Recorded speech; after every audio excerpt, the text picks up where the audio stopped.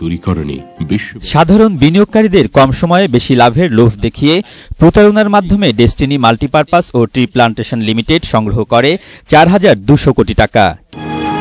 কিন্তু দুদকের তদন্তে দেখা গেছে ট্রি প্লান্টেশনের নামে ডেস্টিনি ১৭ লাখ বিনিয়োগকারীর কাছে ৬ কোটিরও বেশি গাছ বিক্রির টাকা নিলেও গাছ লাগিয়েছে মাত্র ৩৩ লাখের মতো।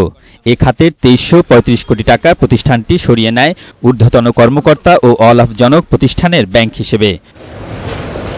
অন্যদিকে একইভাবে মাল্টিপারপাসের ১,১৭৮ কোটি টাকা স্থানান্তর ও পাচার করা হয়।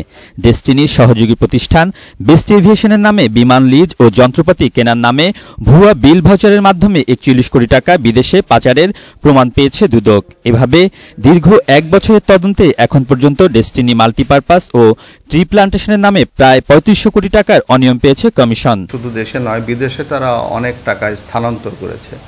তো যে টাকার পরিমাণ এ পর্যন্ত উদ্ঘাটন হয়েছে তার পরিমাণ প্রায় 46 করোড় টাকা।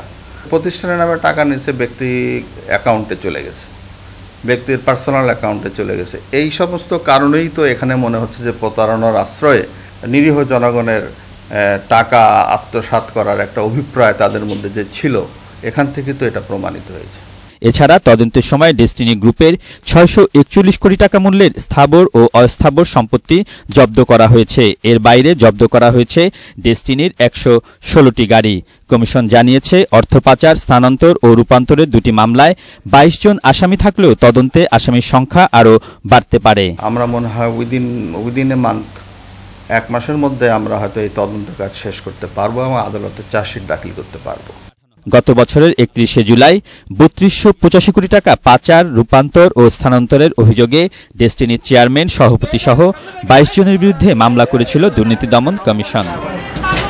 আলমগীর স্বপন, এটিএন বাংলা, ঢাকা।